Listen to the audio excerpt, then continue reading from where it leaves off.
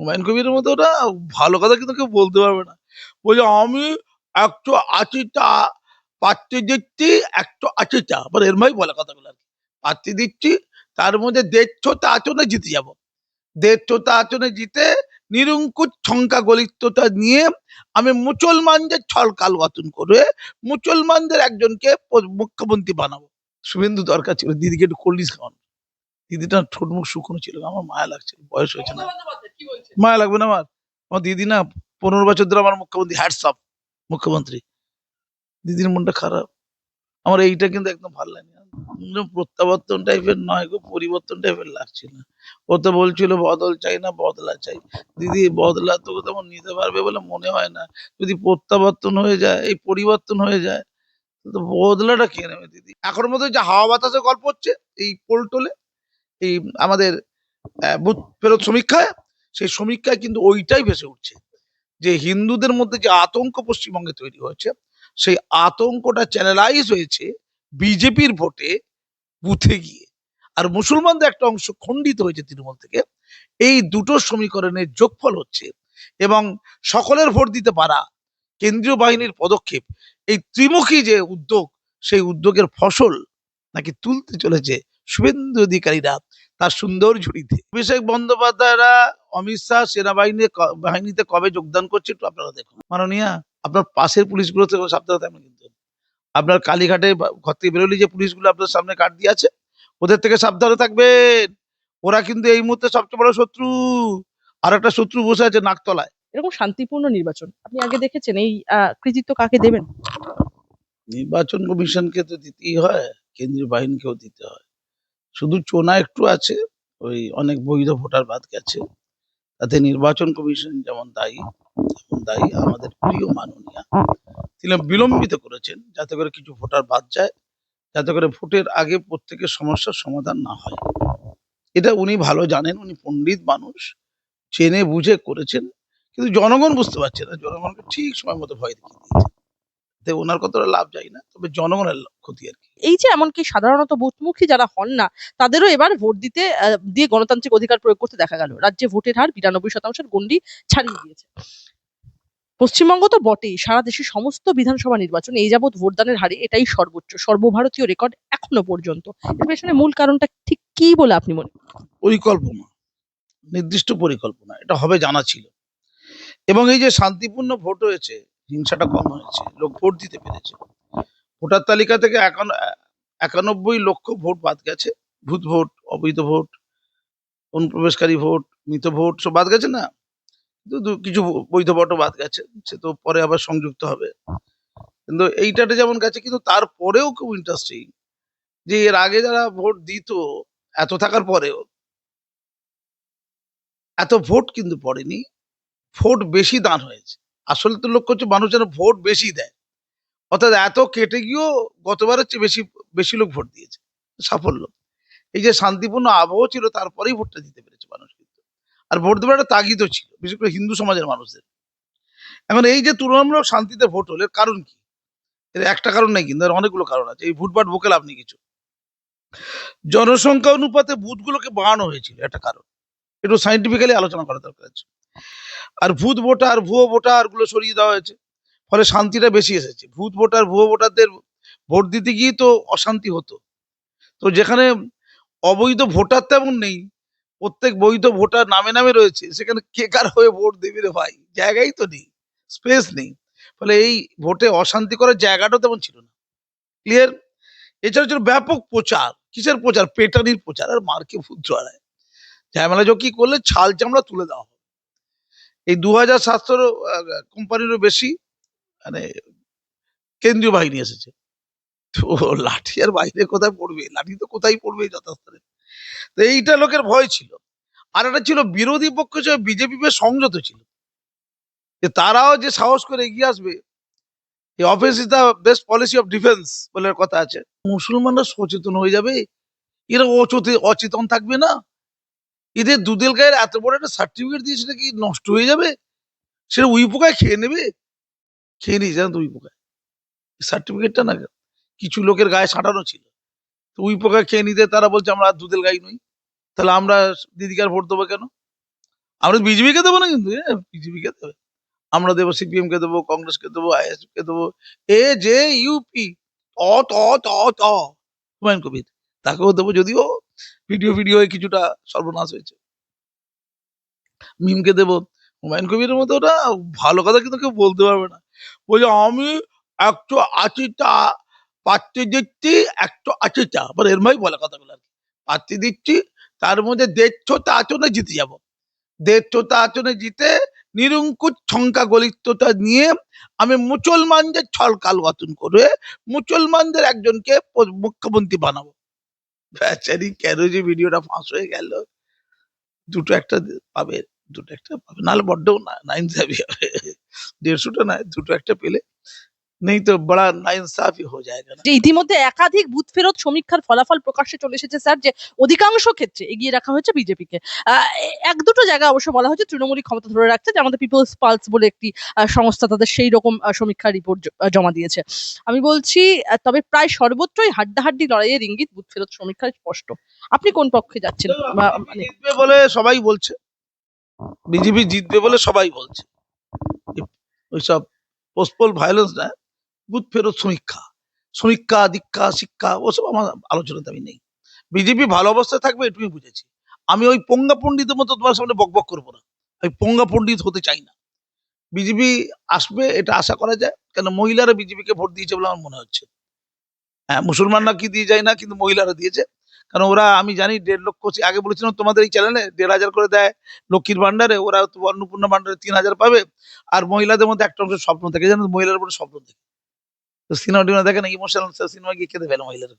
তো তাদের বলেছে বাসের টিকিট ফ্রি হয়ে যাবে, অন্নপূর্ণা ভান্ডার দেবো। আর বাম আমলের চেয়ে তো মহিলাদের নিরাপত্তা বাংলায় খারাপ হয়েছে, এটা তো সত্য ভাই, অন্য রাজ্যের সাথে কম্পেয়ার করছে না। বাম আমলে মহিলাদের নিরাপত্তা এর চেয়ে ভালো ছিল। তৃণমূল যদি প্রত্যাবর্তন হয়, তাহলে বলা হচ্ছে এই 2000 2407টা নাকি কোম্পানি কেন্দ্রীয় বাহিনী এখন রয়েছে, 2407 কোম্পানি কেন্দ্রীয় বাহিনী রয়েছে। এই 4 তারিখ ইলেকশনের পর নাকি তারা চলে যাবে, এই 4 তারিখে ফল ঘোষণার পর। তো তারপরে 700টার মতো নাকি 700 কোম্পানি নাকি থাকবে, যথেষ্ট নয়, পরিস্থিতি আরো অবনয়ন ঘটেছে, বিপুল ক্ষতিগ্রস্ত হতে পারে। গণদেবতা ভোটাররা, গণদেবতা যারা এই ভোটটা করালো, গণদেবতা, তাদের কিন্তু বেঁচে থাকার, সুস্থভাবে থাকার পূর্ণাঙ্গ অধিকার আছে। আমি পরিষ্কার করে কেন্দ্রীয় বাহিনীকে, নির্বাচন কমিশনকে বলছি, চেতাবনী দিয়ে বলছি, মানুষ হচ্ছে আসল, মানুষের জীবন হচ্ছে আসল। আপনারা কিন্তু সুরক্ষা দিন, কেন্দ্রীয় বাহিনী বাড়ান, এবং ওই দাবাং মামাং গল্প টল্প না করে সিংহাম, এই সিংহকে না এই ভোটের পরে রেখে দিতে হবে, জানেন তো, ওকে এখান থেকে বের করবো না, আটকে রেখে দেবো, ও থাকবে। আর দেখি জাহাঙ্গীর বাহিনীকে মস্তানি করে, কি পুষ্পা ঝুঁকতা নেই, পুষ্পা দেখি ঝোঁকানো যাবে না। ও ও কেন্দ্রীয় বাহিনী, ও নির্বাচন করে পুষ্পা বলছে আমি ঝুঁকতা নেই, হাম ঝুঁকতা নেই, প্যার ঝুঁকতা নেই, শুনছি পুষ্পা ঝুঁকে। আচ্ছা পুষ্পাকে কে ঝোঁকাবে? পুষ্পা তো লাগিয়ে দিয়েছে, টেপ লাগিয়ে দিয়েছিল। আবার উল্টো হয়েছে জানো তো, পূর্ব মেদিনীপুর আছে না, সেখানে উল্টো কেস হয়েছে, সেখানে কিন্তু পুষ্পা ছিল, ইয়ে ছিল না, পুষ্পাও ছিল না, সিংহও ছিল না। পূর্ব মেদিনীপুরে মন্তেশ্বর সেই না, সিদ্দিকুল্লাহ, সিদ্দিকুল্লাহ চৌধুরী, সে ওখানকার তৃণমূলের এমএলএ। আরে ধরবি তো ধর, তাকে ধরবি, আমার মোল্লা ভাইকে, কি সুন্দর দেখতে, কি করে জানো তো, ওখানকার বুথে সিদ্দিকুল্লাহ যেটা নাম আছে, সিদ্দিকুল্লাহ নাম আর তার বোতামের উপরে ওখানে আবার টেবিল লাগিয়ে দিয়েছে। শাসক দলে, হ্যাঁ, কি কি ও হচ্ছে আসল দাবাং ছে লাগিয়েছে, ও হচ্ছে আসল শিকার করে দেখিয়ে দিয়েছে কেমন লাগানো হয়। ইগিরে ভাই, তৃণমূলের রাজত্বে, মানে ইভিএম এ তুমি কল্পনা করতে পারছো, সেখানে সিদ্দিকুল্লাহ, আমার বড্ড ব্যথা সবাই। আপনি কি বলতে, তৃণমূলের রাজত্বে তৃণমূলের বোতামের ওপরে টেপ? হ্যাঁ, এবং সে মন্ত্রী, সে দাবাং মন্ত্রী, ছোটখাটো মন্ত্রী না। আবার সে বলেছে কলকাতাকে কিছুক্ষণের মধ্যে হিট করে দেবো, আমি গ্রামটাকে শাস্তা করেছি, এবার কলকাতাকে শাস্তা করবো। আরে ভোট যন্ত্রে ওকেই শাস্তা করে দিয়েছে, আরে এখন ফলাফল হয়নি, ওকে নাকি ভোট দিতে দেবে না।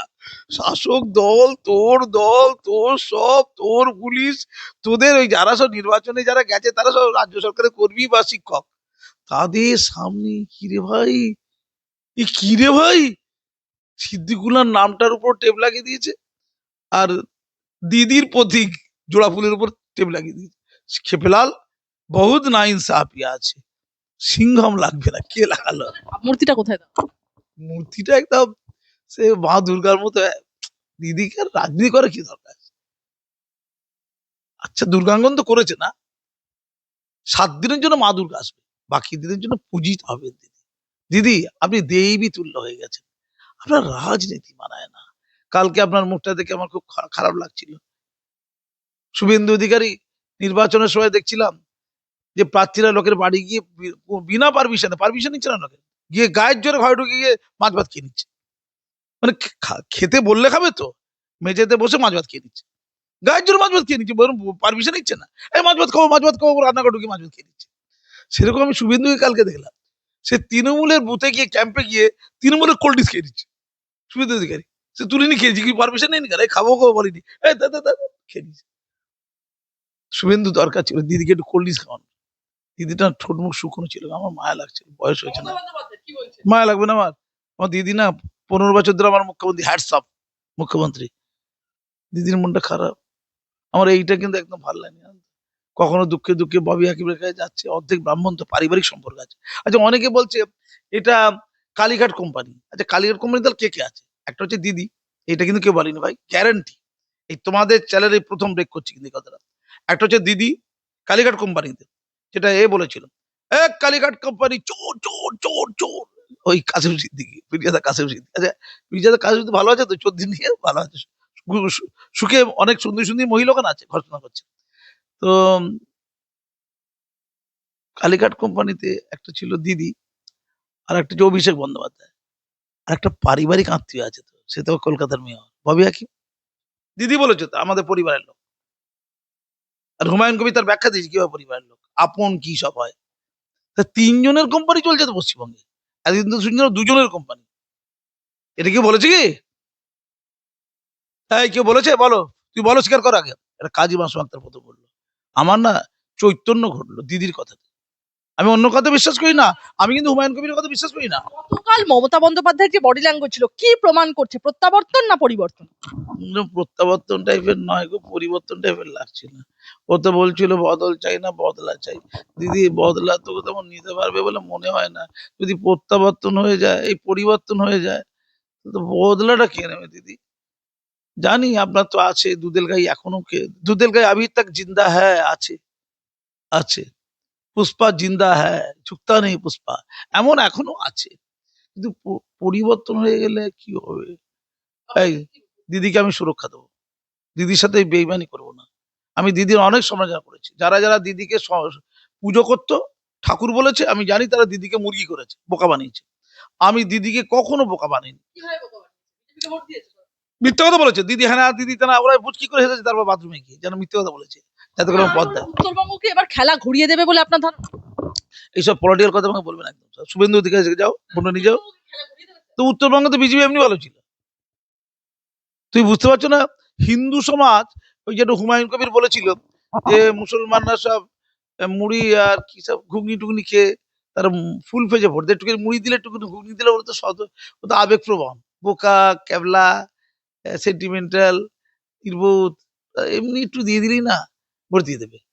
তো আমরা দিয়ে দিই, মুড়ি আর ঘুগনি দিয়ে দিই, সব ভোট দিয়ে দেয়। হিন্দুরা বলে ঝামেলায় যাবো কেন, ঝামেলায় যাবো কেন আমরা, যাবো না ভোট। হিন্দুরা ভোট নাকি দেয় না।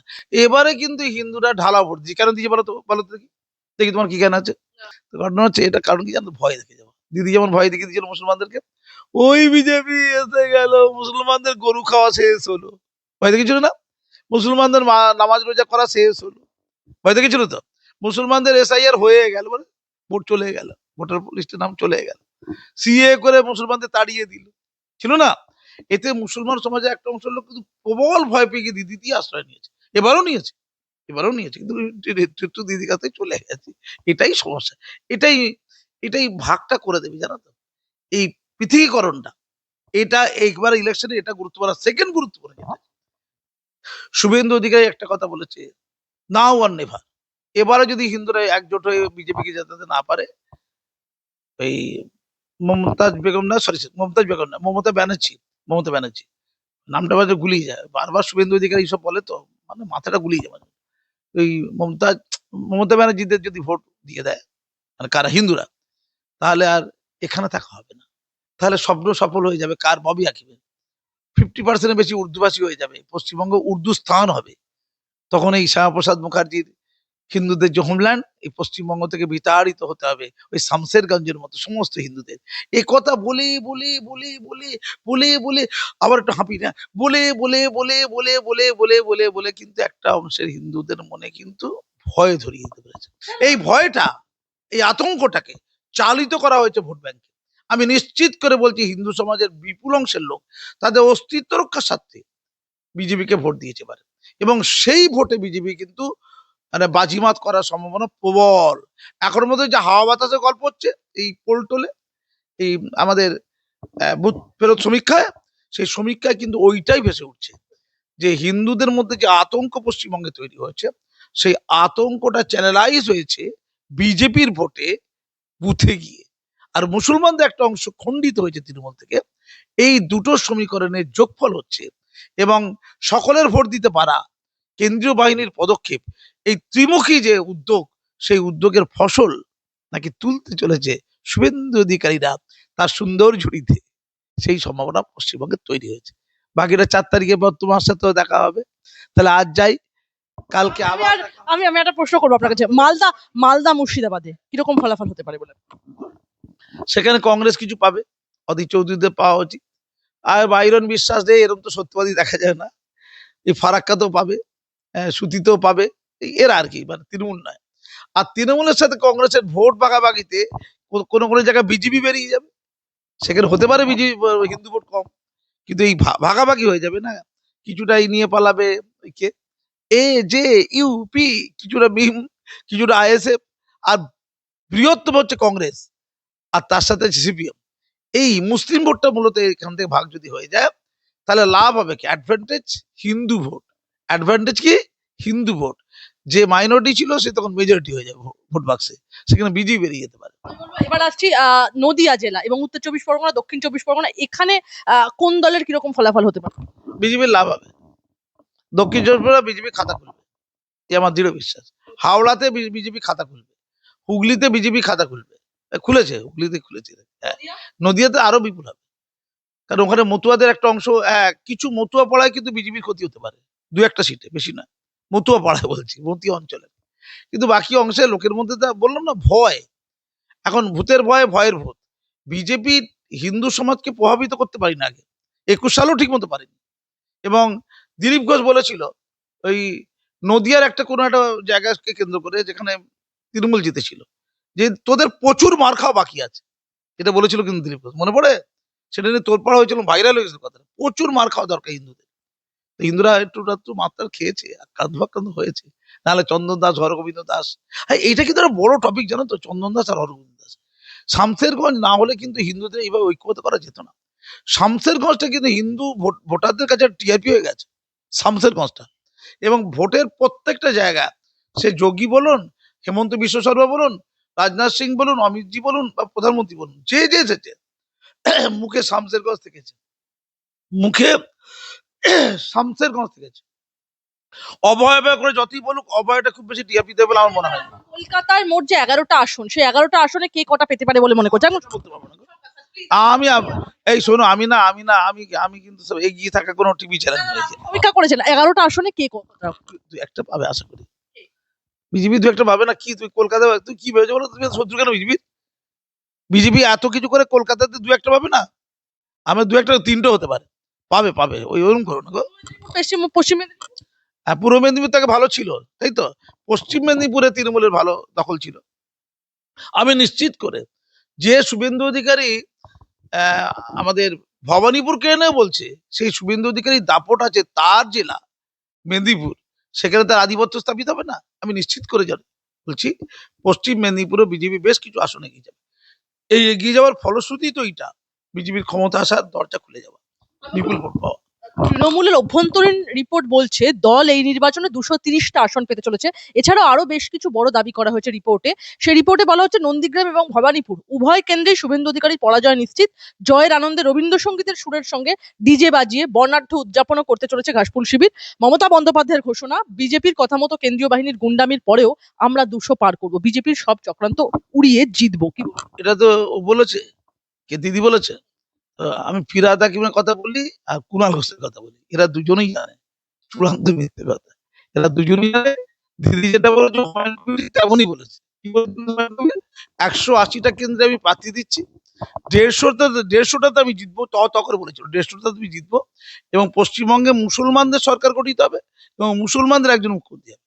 এটা যেমন অসত্য, দিদির এইরকম প্রত্যাশা করা ঠিক সমান অসত্য। বলতে হয় 4 তারিখে পর্যন্ত ধৈর্য ধরে, এত অধৈর্য কেন? বয়স কম, ধৈর্য নেই।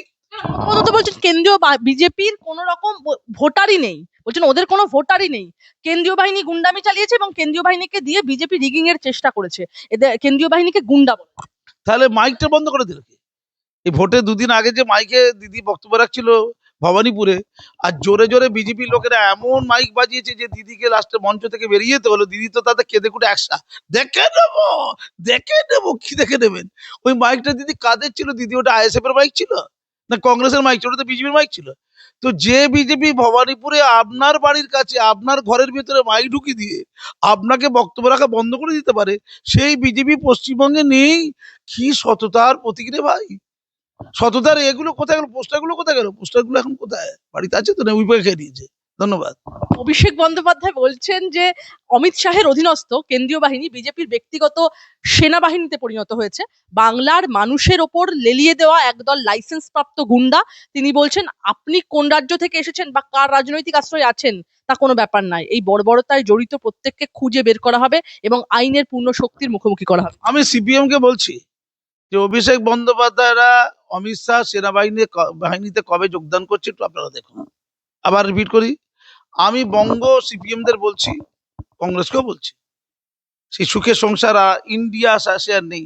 সেই সুখের সংসার কবেই ভঙ্গ হয়েছে, ডিভোর্স হয়ে গেছে, ডিভোর্স।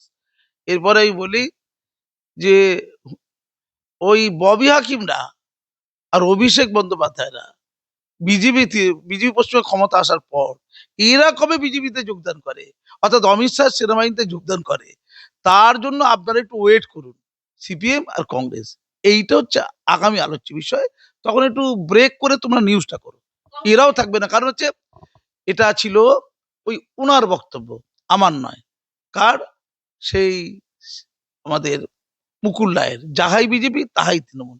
তাহলে একবার তৃণমূল ক্ষমতায় ছিল, এবার বিজেপি ক্ষমতা থাকবে, বাকি সমস্ত তৃণমূলটা বিজেপি হয়ে যাবে। ধন্যবাদ।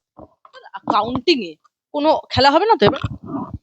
খেলার জ্বালা অনেক গো, বড্ড জ্বালা। জ্ঞানেশ কুমাররা যা করছে, চারিদিকে বসিয়ে দিয়েছে মেলা, জ্বালার মেলা। মনে হয় হবে না। এইদিকে শুভেন্দু অধিকারীরা বেশ খোঁজ খবর রাখছে, সবাই খোঁজ খবর রাখছে, মনে হয় হবে না। যেভাবে অমিতজি আর প্রধানমন্ত্রীজি এই বাংলাকে পাখি চোখ করছে, তারা বাংলাকে পেতে চায়, যেভাবে হোক বাংলাকে নেবে। তোমরা কেন সব বিরোধী বিরোধী কথা বলে? বাংলাকে তারা নেবে, বাংলা নেবে। এইদিকে আসামও নিয়ে নিয়েছে প্রায়। শুধু আমাদের এরা দ্বিতীয়বার সরকার করতে চলেছে। একদম একদম। আমি কালকে ছিলাম ইন্ডিয়া নিউজ বলে একটা হিন্দি টিভি চ্যানেলে, সেখানেও বলছিলাম। কিন্তু কেরালাতে এরা সুচ ফোটাতে পারছে না গেরুয়ারা। তো তামিলনাড়ুর আঞ্চলিক দল, জোটে পাটে দল সব আছে, আমি ওই জায়গায় যাচ্ছি না। কিন্তু বাংলাটা নেওয়া প্রধান চোখ। পূর্ব ভারতকে দখল করতে গেলে, বিজেপির নিয়ন্ত্রণ আনতে গেলে বাংলা চাই। সোনার বাংলা হোক আর সোনার বাংলা হোক, সোনার বাংলা হোক আর সোনার বাংলা হোক, দুটো বাংলাই চাই। হ্যাঁ, মমতা বন্দ্যোপাধ্যায়ের পায়ের তলায় ঠাঁই হবে সিংঘামের, অর্থাৎ অজয় পাল শর্মার, ভবিষ্যৎবাণী করছেন শুভশ্রী অভিনেত্রী। শুভশ্রী বলছেন যে আমি একজন নেতার স্ত্রী হয়ে নই, একজন আম জনতা হয়ে বলতে চাই, সিংঘাম বা সিংহ মা দুর্গার পায়ের তলায় থাকে, আমাদের এখানে মা দুর্গা রয়েছে, তারই রাজ চল। আমি বলছি দিদির পায়ের তলায় যদি সিংহম যান, ও বয়ফ্রেন্ড হবে শুভশ্রীর। দিদির সাথে মিশে গেলে শুভশ্রীর আপন হয়ে গেল। তাহলে ও অঙ্ক করছে, আমি কি সুন্দর দেখতে, কি সুন্দর সিংহম দেখতে, কি ভালো, ও প্র্যাকটিক্যাল হিরো। তা আমি আমি ওনার বন্ধু হতে চাই। তাহলে আগে কি করতে হবে? স্বপ্ন দেখছে, আগে দিদির কাছে পড়া হতে হবে, দিদির সেনাবাহিনীতে আসবেন সিংহম, তখন আমার বন্ধু হয়ে যাবে। ক্লিয়ার? অঙ্কটা তোমরা বোঝো, অঙ্কটা বুঝেছো? শুভশ্রীর মনের কথা তোমায় বলে দিলাম। সিংহমের মতো ভালো বন্ধু শুভশ্রী এই জন্মে আর পাবে না। ধন্যবাদ। শেষ দুটো প্রশ্ন আপনার কাছে। কালকে আমরা যেভাবে দেখলাম পুলিশের শরীরী ভাষা বদলে গিয়েছে, এটা কিসের ইঙ্গিত? কারণ আমরা একদিকে দেখলাম যে মমতা বন্দ্যোপাধ্যায়ের ভাই, তিনি রীতিমতো যেখানে বসেছিলেন, তাকে রীতিমতো তুলে দেওয়া হলো, রীতিমতো ভবানীপুরে বসেছিলেন 3-4 জনকে নিয়ে, তাকে অবধি বলা হলো উঠে যেতে, জমায়েত করতে না। কি বলবেন? শোনো, পুলিশের যেতে গেলে ঘ্রাণ শক্তি খুব প্রখর হতে হয়, কুকুরের ঘ্রাণ শক্তির মতো। তো পুলিশের ঘ্রাণ শক্তি খুব ভালো। ওরা আগেই বোঝা গেছে সরকারের পরিবর্তন ঘটবে। প্রচুর পুলিশের উপর রাগ আছে। তোমার মাথায় উকুন হোক, তোমার মাথায় স্লোগান মনে আছে তো? জুনিয়র ডাক্তারদের স্লোগান, অভয়াকাণ্ড, তোমার মাথায় উকুন হোক, পুলিশের মাথায় উকুন হয়ে যাবে। পুলিশ বলছে স্যার উকুন প্রচুর বেড়ে যেতে পারে, প্রচুর পেটানো পেটাবে। আর আমাদের তো ওই সরকার বদল হলে পথ চাই, তড়িঘড়ি পথটা নিতে হবে, আগে থেকে পাল্টি খাও। ওরা সবচেয়ে আগে, মাননীয়া, আপনার পাশের পুলিশগুলো থেকে সাবধানে থাকবেন কিন্তু। আপনার কালীঘাটে ঘর থেকে বেরোলি যে পুলিশগুলো আপনার সামনে কার্ড দিয়ে আছে, ওদের থেকে সাবধানে থাকবেন। ওরা কিন্তু এই মুহূর্তে সবচেয়ে বড় শত্রু। আর একটা শত্রু বসে আছে নাকতলায়, সে হচ্ছে পার্থ চট্টোপাধ্যায়। সে বলছে তৃণমূল পার্টির ভিত নড়ে গেছে, ঠেলা ভিতটাই নাকি নড়ে গেছে। আর বলছে এই হচ্ছে এই কার্বাইড দিয়ে পাকানো এই দলটা, এই দল আমের মতো কার্বাইড দিয়ে পাকানো, মানে একদম দুর্বল। যেমন ওই বলছে প্রকৃত মুসলমান নয়, ওই ববি হাকিম কার্বাইড দিয়ে মুসলমান, কার্বাইড দাও মুসলমান, এ দামে বলছে। বলছে আমার সাথে না হিসেবে করছে, আমার সাথে তলে তলে কিন্তু বিরোধী দলের সংযোগ আছে।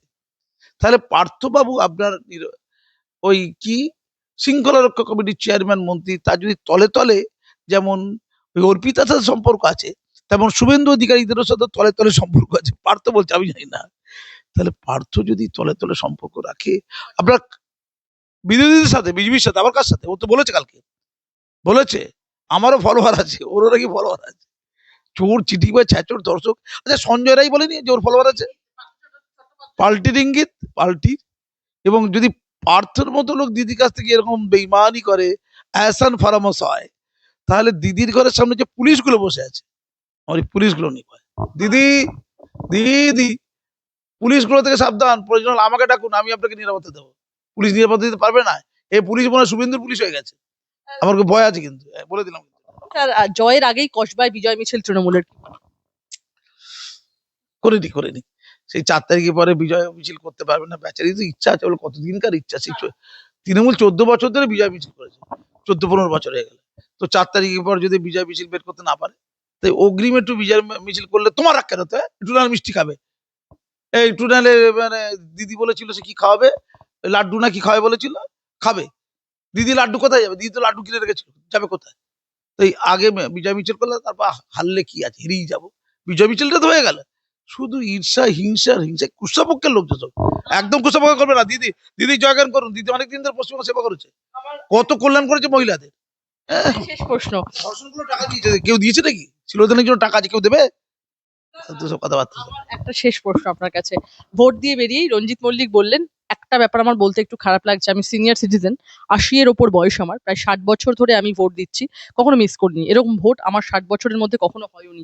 লাখ লাখ মানুষ তাদের গণতান্ত্রিক অধিকার প্রয়োগ করতে পারলেন না, এসআইআর এর জন্য ভোট দেওয়ার অধিকার পেল না। এটার থেকে দুঃখের আর কিছু নেই। শুধু এইটুকুই বলবো, ৬০ বছর ভোট দিচ্ছি, তার মধ্যে এরকম প্রথমবার হলো। কি বলবেন?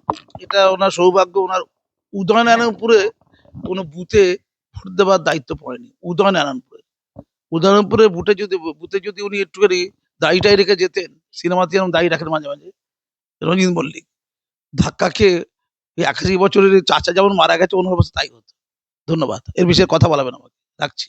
মেয়ে গেছে রাজ্যসভা, উঠে নিয়ে আনন্দ উৎসব করুন, ফুর্তি করুন, মজা করে থাকুন। ধন্যবাদ।